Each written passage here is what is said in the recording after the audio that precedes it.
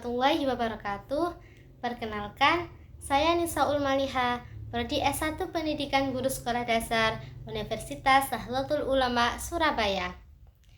Di sini saya akan menyampaikan materi tentang penyebab lupa dan kiat mengurangi lupa. Lupa dalam bahasa Inggris yakni forgetting, yang artinya hilangnya kemampuan untuk menyebut atau mereproduksi kembali apa yang sebelumnya telah kita pelajari. Lupa bukan berarti hilang ingatan. Hilang ingatan adalah hilangnya kemampuan untuk mengingat atau menimbulkan kembali yang disebabkan oleh hilangnya item informasi dan pengetahuan dari akal kita. Adapun dari penyebab lupa, yakni yang pertama, gangguan konflik antara item-item informasi.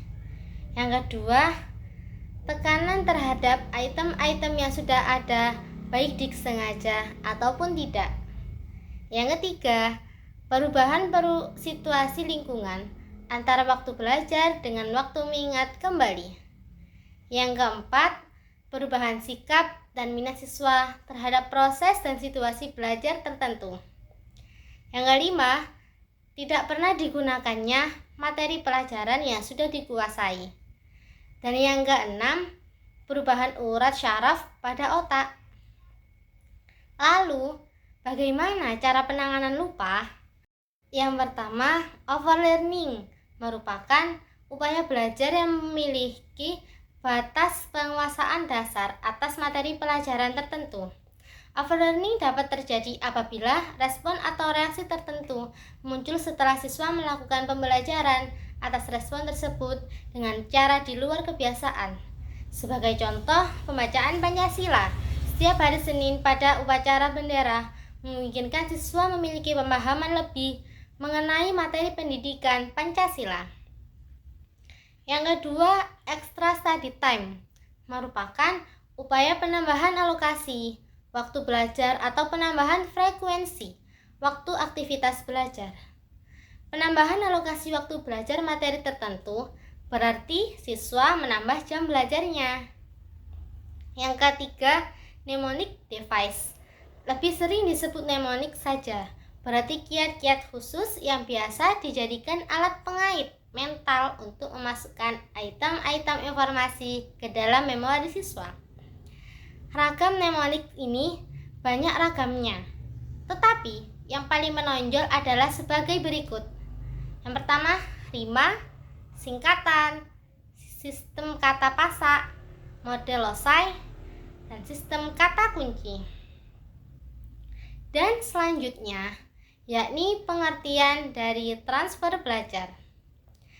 Transfer belajar adalah pemindahan kebiasaan berpikir, perasaan atau pekerjaan, ilmu pengetahuan atau keterampilan dari suatu keadaan ke keadaan belajar yang lain. Transfer belajar sendiri mempunyai banyak teori, di antaranya transfer belajar teori disiplin formal, transfer belajar teori identik, dan transfer belajar teori generalisasi.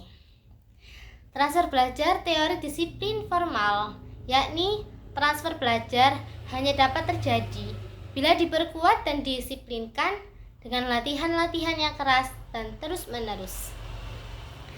Transfer belajar teori identik yakni transfer hanya akan terjadi bila dalam situasi yang baru terdapat unsur-unsur yang sama dalam situasi terdahulu yang telah dipelajari. Transfer belajar teori generalisasi yakni dalam teori generalisasi, transfer bisa terjadi bila situasi baru dan situasi lama telah dipelajari mempunyai kesamaan prinsip, pola, atau struktur tidak samaan unsur-unsur.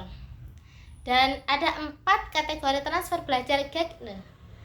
Yang pertama, transfer positif, yaitu transfer yang berefek baik terhadap kegiatan belajar selanjutnya. Yang kedua, transfer negatif, yaitu transfer yang berefek buruk terhadap kegiatan belajar selanjutnya. Yang ketiga, transfer vertikal, yaitu transfer yang berefek baik terhadap kegiatan belajar pengetahuan atau keterampilan yang lebih tinggi. Yang keempat, transfer lateral, yaitu transfer yang berefek baik terhadap kegiatan belajar pengetahuan atau keterampilan yang sederajat.